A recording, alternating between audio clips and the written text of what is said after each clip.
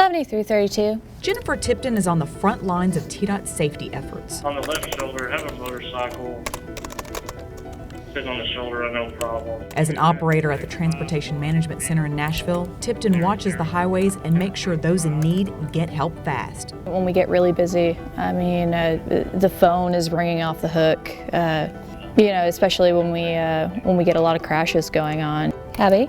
Tipton is one of 725 women that make TDOT work. Let me kind of show you what they're going to go back and do. Jennifer Lloyd came to the department 20 years ago. At that time, attitudes about women in transportation were a little different. My direct supervisor at the time was a male, and he was not an engineer, and he was not really happy about me coming on board as an engineer and as a female engineer, and pretty much told me that. But that was once upon a time, and today women in the TDOT workplace are no fairy tale. I think it was maybe that way when I first started, but not so much now. Now everybody embraces it. I go to meetings and I see a lot more females around the table, and that's a big difference from when I first started. I think with each successive generation there's a little bit less predisposition to those notions that you belong in certain roles if you look a certain way or have a certain college degree. It's really becoming irrelevant. Ann Epperson works in IT at TDOT. Much like her technology field, the state office has seen an update. You think of the engineer as, the nerdy white guy with the pocket protector, right, and the shirt buttoned up to the top, and it's just not like that anymore. I mean, we have engineers, not only men and women, but various countries that come here, and so it's really a fun, unique place to work now. My advisor for my freshman year told me that he didn't think that I would be able to do it, so that kind of drove me to prove him wrong. Paige Harris isn't the only one propelled by a challenge. Women continue to change the face of what were once considered male-only roles at TDOT. I'm out of aeronautics, in the aeronautics division, so I get to oversee projects from very beginning to very end. So you're talking from the preliminary design, kind of putting your thoughts, sketching them out on paper, to full design, to bidding, to construction, to close out. So you get to see a project from beginning to end, and that's invaluable experience. That's how we're going to code them in the application. I have a geology degree and I'm working in the IT division at the Department of Transportation. Like, you would have never said 20 years ago, this is where I'm going to wind up. So it's really all about your communication skills and your interests and how you apply those where you wind up working.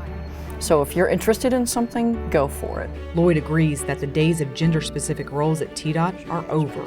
There's just a lot of opportunities.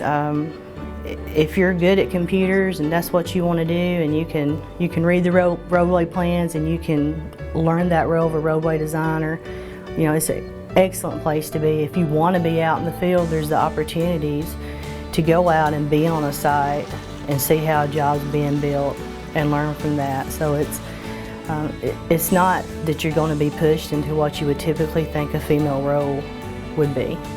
There are the opportunities. There's bridge inspection. They can go out and go through the water if that's what they want to do, and play with snakes and look up under bridges and make sure that they're stable and everything's okay. So I think TDOT would be, if I was doing it again and coming straight out of college, it would definitely be my first choice. Women continue to make their mark on TDOT.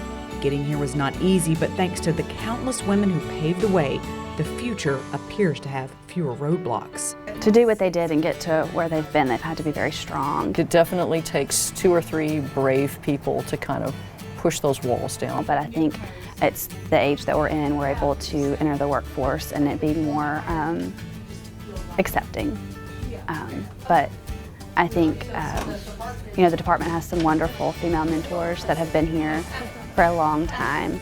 And for me, being new to the department still, that's promising to know that I have something to aspire to, because other women in the department have gotten there. I hope to be not just a role model for females, but for all the engineers coming in and the non-engineers. I have a lot of non-engineers that have worked their way up, and just a role model in a sense of, if you work hard, you'll get to where you want to be. I've always believed that, men and women equally can do any kind of job. I love the department. It's wonderful. It's the people, it's what we do, it's our mission, it's our goals. I think there's a a love and a loyalty here that you won't find anywhere else.